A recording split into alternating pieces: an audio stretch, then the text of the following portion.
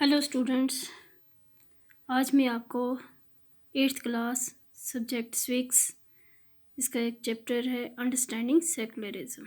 Secularism क्या है? Secularism also called secularity. ये आइडिया है समथिंग बीइंग नॉट रिलीजियस। ये रिलीजियस के साथ नहीं है जो, और not connected to any religious organisation. History provides us with many examples of discrimination. Discrimination means the unjust treatment of different categories of people, especially on the grounds of race, age, sex, or disability. History provides us with many examples of discrimination, exclusion. Exclusion an instance of leaving something or someone out, किसी को बाहर निकाल देना. And persecution. Persecution means hostility and ill treatment, किसी के साथ बुरा सलूक करना, especially because of race or political or religious beliefs की वजह से.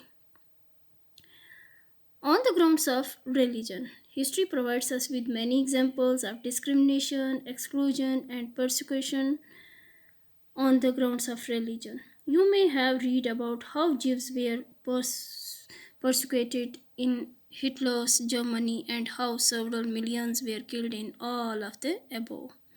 किस तरह से जीव्स को परसिक्यूट किया गया था हिटलर के ज़माने में जर्मनी में.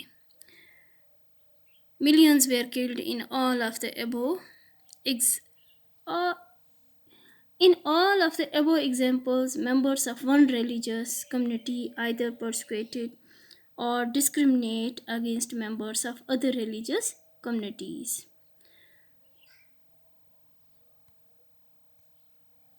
These acts of discrimination, जो ये examples हैं discrimination की, take place more easily when one religion is given official recognition by the state at the expense of other. किसी एक religion को दूसरे religion से कंपेयर करना या उसका पावर ज़्यादा किसी religion का और दूसरे religion का कम होना. Religions clearly no one would wish to be discriminated against. Religion तो ये नहीं सिखाते हैं कि discrimination फ़र्क करना नहीं सिखाते हैं, because of their religion not dominated by another religion. In India, can the state discriminate against citizens on the grounds of their religions? What is secularism? The Indian Constitution allows individuals the freedom to live by their religious beliefs and practices as they interpret these. Indian Constitution ये हर एक को इजाज़त देता है, allow करता है freedom कि वो अपने रिलीजन के हिसाब से, अपनी रिलीजियस बिलीव्स के हिसाब से इबादत करें, रहें, in keeping with this idea of religious freedom for all. India also adopted a strategy of separating the power of religion and the power of the state. Secularism क्या किया है? इंडियन गवर्नमेंट ने रिलीजन फ्रीडम को ये मद्देनज़र रखते हुए एक ये स्ट्रेटजी अपनाई है कि उसने सेपरेट रखा है पावर ऑफ रिलीजन और पावर ऑफ स्टेट को और रिलीजन को, दोनों पावर को अलग अलग रखा है. Refers to this separation of religion from the state. Why is it important to separate religion from the state? क्यों रखा गया है? ये क्यों इम्पॉर्टेंट है सेपरेट रखना रिलीजन को स्टेट से? The most important aspect of secularism is its separation of religion from state power.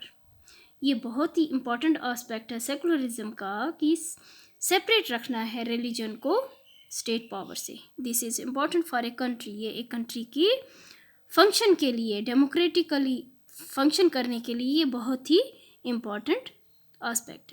Almost all countries of the world will have more than one religious groups living in them.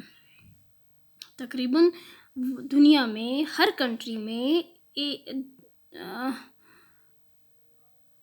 More than one religion है, एक से ज़्यादा मज़हब है, religious groups हैं उन countries में रहते हैं।